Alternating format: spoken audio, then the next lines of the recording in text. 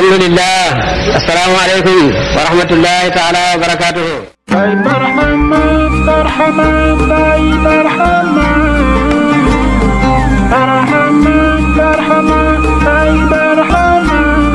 Bienvenue sur Barhamou TV.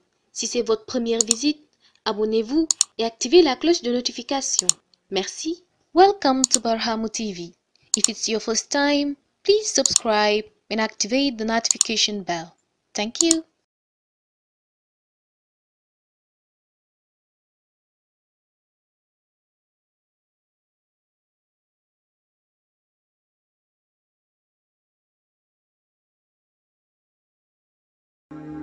أعوذ بالله من الشيطان الرجيم بسم الله الرحمن الرحيم الصلاة والسلام في تصاريف الأواني من زوات ذات التطرى نحوتها ما كفاني ثم آل وصياب سارمو وصل الحواني.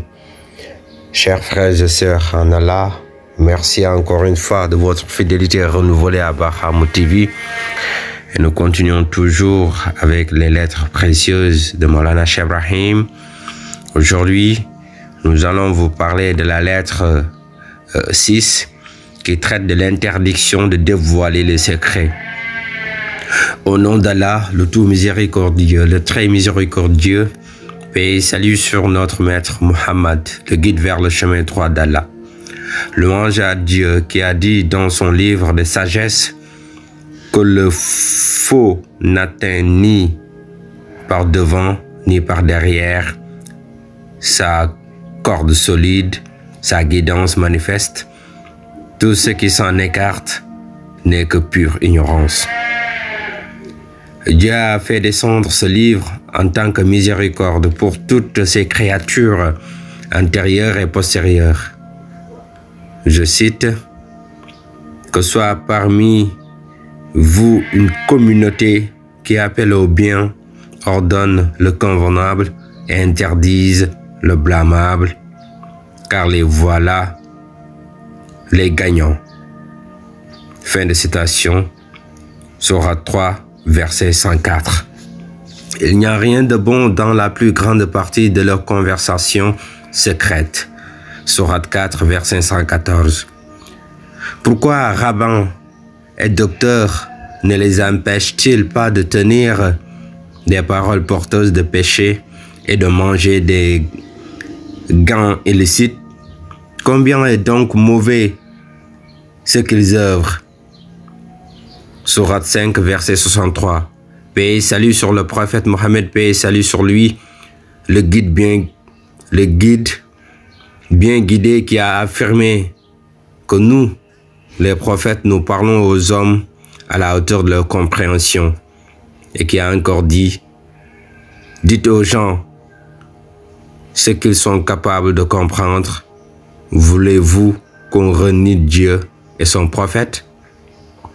Que l'agrément d'Allah soit sur le sceau des saints Cheikh Ahmed Tidiane radiallahu anhu, qui soutient que quiconque se fait passer pour un guide ou divulgue les secrets sans autorisation sera exclu et maudit. Que Dieu nous garde de l'audace et de la sous-estimation de ces trois sacrés. Ceci dit, de la part du serviteur, de l'indigent, du faible, de l'ignorant, d'Allah, conscient de son ignorance et de son incapacité de cerner l'ultime essence du fait de sa puissance et de sa majesté. Cheikh Ibrahim, fils d'El-Haji Abdullahi Tijani, à l'attention de tous les frères Tijan, où qu'ils se trouvent, surtout ceux qui ont humé l'odeur de la haqiqa, la réalité divine, plus particulièrement ceux de Taïba Mbiteyen. Que Dieu les garde et les protège. Paix et salut sur vous. L'objet de cette lettre est de vous recommander ainsi qu'à moi-même la crainte révérentielle dans l'apparent comme dans le caché, et de vous préoccuper d'Allah en rejetant tout ce qui est en dehors de lui par la charia, et de ne jamais minimiser les droits du Seigneur. Dieu est d'une telle grandeur que le serviteur ne doit jamais faillir à ces trois, surtout concernant l'accomplissement des 5 prières en respectant les conditions aux heures prescrites et en groupe. De même que les oraisons, à savoir les wird, l'azim, et notamment la wazifa dont l'exécution en groupe est indispensable. L'effectuer seul pendant qu'on a la possibilité de l'accomplir en groupe est insuffisant car c'est par la pratique de la wazifa que l'on reconnaît le vrai disciple tidjane. Quiconque ne se conforme pas aux exigences surnommées n'est pas un disciple tidjane dès lors qu'il n'aura pas senti l'effluve de la nécessité d'aller vers Allah, Fakhrou et du soufisme. Je recommande à toute personne qui a senti l'odeur du monothéisme pur de garder le silence et de s'éloigner des rencontres publiques qui ne se tiennent point pour suivre Dieu. Évitez surtout d'y évoquer l'unicité d'Allah et d'y révéler les secrets divins. Sachez que divulguer les secrets du Seigneur en présence de nos initiés est plus grave que toute forme de péché auprès de Dieu. En effet, vous avez dans le messager d'Allah un excellent modèle à suivre pour quiconque espère en Allah et au jour dernier et qui invoque Allah fréquemment. Sourate 33, verset 21. Ainsi, quand votre maître cher Tidjane, qui la plupart du temps gardait les secrets et il avait l'habitude de répéter « Le secret est en moi » dans une chambre fermée dont les clés sont perdues alors que la porte est verrouillée. Seul le digne de confiance garde le secret pendant que les indignes le divulguent. En outre, il disait « Les poitrines des nobles sont les tombeaux des secrets ». En ce sens, l'humble serviteur que je suis vous sert de modèle, car je détiens cette science depuis très longtemps. Et personne n'a perçu en moi le moindre indice pouvant lui révéler que je dispose d'un savoir me distinguant de mes pères ou de mes voisins, et ce, jusqu'à ce que la volonté divine se fût manifestée. En cela, je remercie Dieu et lui rend grâce. Nous sommes des responsables qui n'avons pas peur d'être critiqués. L'essentiel pour nous, c'est de dissimuler les stations, c'est-à-dire les degrés spirituels, et de nous abstenir de faire des miracles. Chacun se consacre à ses activités. Nous ne prétendons à aucun don ni à aucune particularité.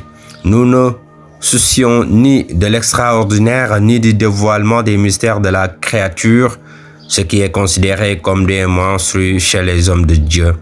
Ce qui nous intéresse, c'est le Kashfu Nourani, dévoilement lumineux des secrets divins, et non le Kashfu Zulman, dévoilement ténébreux des mystères de la créature. Nos signes sont dans nos cœurs alors que ceux des autres sont dans les horizons, parce que nous sommes des héritiers mohammediens. Et l'héritier mohammedien, ses signes sont dans son cœur. Il évolue en connaissance, en état spirituel et en zawrou, c'est-à-dire la dégustation, à chaque souffle, comme l'indique le Coran par ce verset. Je cite, « Nous leur montrerons nos signes à tous les horizons, tout comme dans leur propre personne. » Sourate 41, verset 53. Et sachez que je me démarque de tout madjoub, c'est-à-dire le submergé, qui n'a pas repris le cheminement spirituel. Le fait de parler avant l'autorisation divine est source de malheur. Cela prouve que celui qui a cette attitude est un prétentieux fabulateur. Soit que le serviteur ne contemple que Dieu, auquel cas il n'a ni parole à prononcer, ni remarque à faire du fait de son extinction, le fana. Soit qu'il voit les créatures alors il est mature du point de vue de la charia. En dehors de ces deux cas précis, c'est du faux.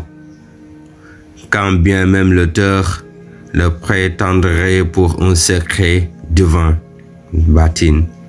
Le cachet ne sera jamais l'apparent. Ils ont dit, je cite, « Ils ne feront jamais confiance à celui qui divulguerait le secret qu'ils lui ont confié, et ce, toute la vie durant. » Tout Madjoub qui bavarde ne bénéficiera d'aucune évolution de ma part parce que je ne le soutiens pas dans la désobéissance à l'égard d'Allah. Tirez une leçon de l'expérience de certains de vos devanciers à qui j'avais interdit la parole après que je les eus initiés. Suivant leur passion, ils se sont entêtés et j'ai interrompu la profusion. Ils ne s'en servent plus et tous ceux qui les écoutent subissent le même sort. Partout où ils se trouvent, ils affichent le profil le plus bas et leur station est au rabais dans l'apparent comme dans le cachet. Le bienheureux, c'est celui qui tire les leçons des erreurs de son prochain. Vouloir s'exhiber empêche de paraître. Moi, je remercie Dieu. Je suis serviteur de la présence divine en dehors de laquelle je ne me suis asservi à rien. Nous n'attendons de vous ni récompense ni gratitude. Ma seule rétribution est que vous soyez pour et par Allah en abandonnant la passion. Parlez avant l'obtention de l'autorisation et l'effet de la passion, alors que l'ego, c'est-à-dire le nafs, est monstrueux.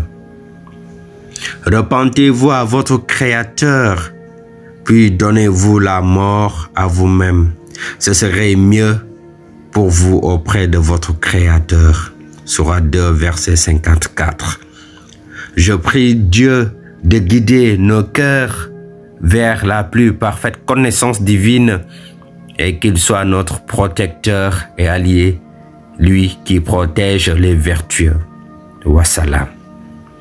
Sous la dictée de Cheikh Ibrahim, fils d'El-Hajj Abdullah Tijani, à Kossi, en 1349 de l'Hégire.